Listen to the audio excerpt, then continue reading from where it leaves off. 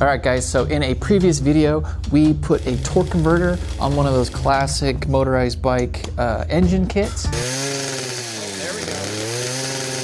We're gonna finally get this thing on a bike, put some wheels on this frame, and get it on the road. In the previous video, I set up this CVT system, but it was more for the sake of the video and getting it to work, rather than getting it to work with the bike.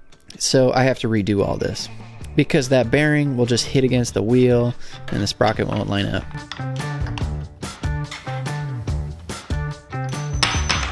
I have to figure out a way to make a bracket that comes over and then has another bearing for this side.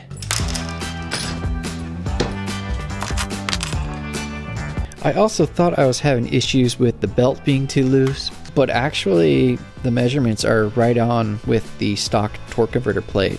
So using that same phenolic board stuff, I cut out a new mount. Look at all that cancer dust.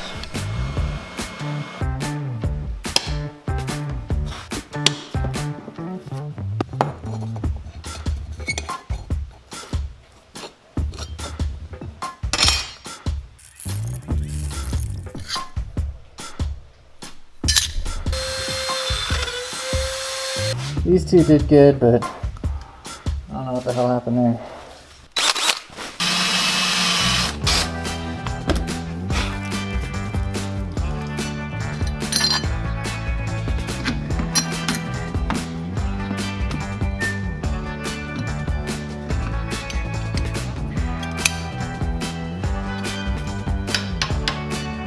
I decided I need one more bend on those outer pieces, and that'll help tie everything together.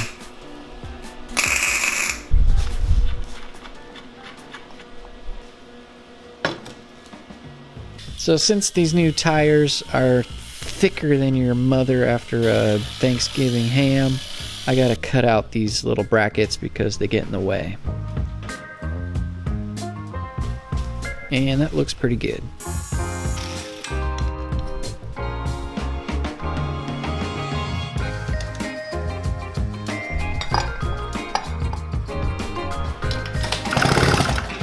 I was still having an issue where the sprocket shaft was getting way too close to the wheel, so I decided to cut that part off.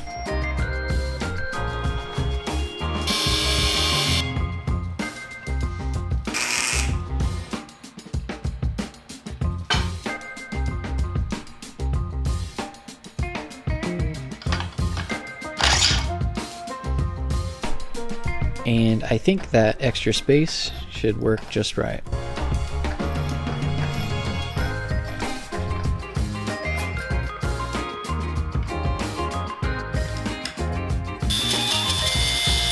Once I aligned the chain and fit it up, I took everything apart and then painted the bracket. I still haven't solved the issue of having no rear brakes, so we gotta make ourselves a bracket for the disc brake.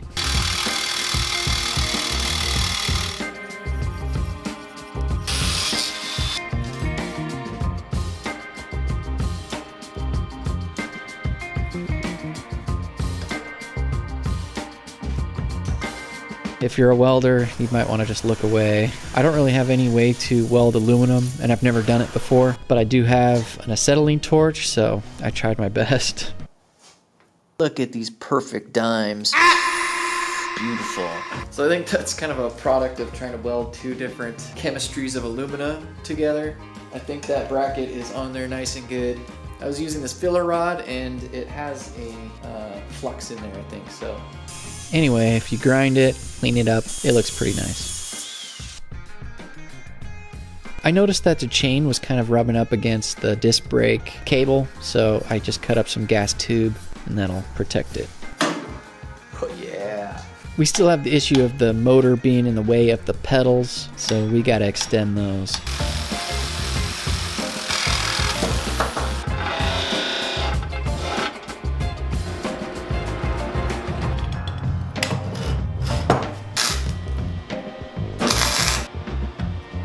I'll be completely honest, I did a lot of that just by eye, but it turned out pretty good.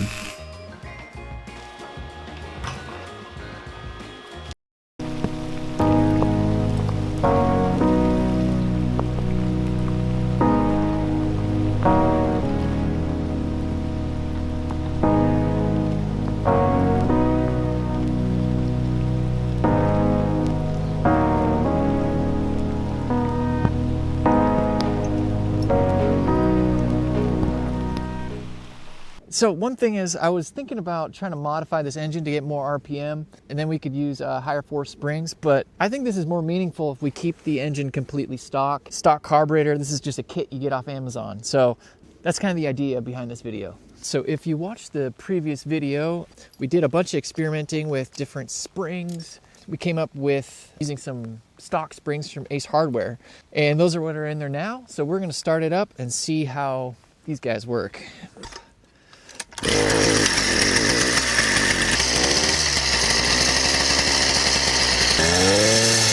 Well, right away I noticed that these springs won't cut it. I was full throttle and nothing was really engaging.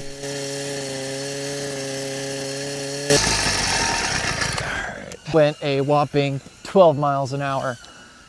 All right, let's take one of those springs out and just see what happens in that case.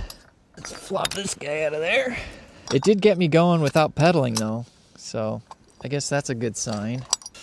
This is with one spring.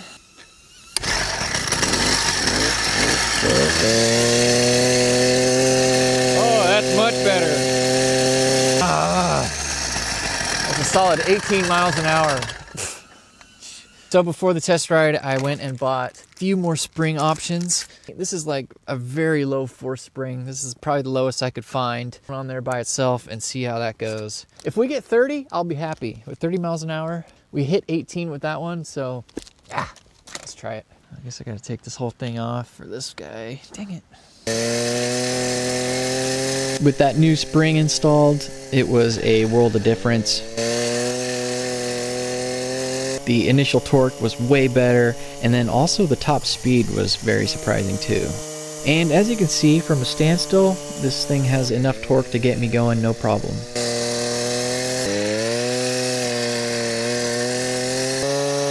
One thing I noticed was that the torque converter still wasn't getting fully engaged. Looking at the driven pulley, it wasn't sucking in all the way, so there's still room for improvement with this design. That's just going to have to be more RPM from updating the motor.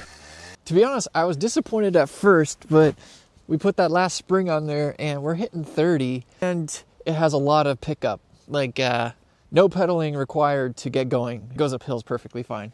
That's pretty awesome.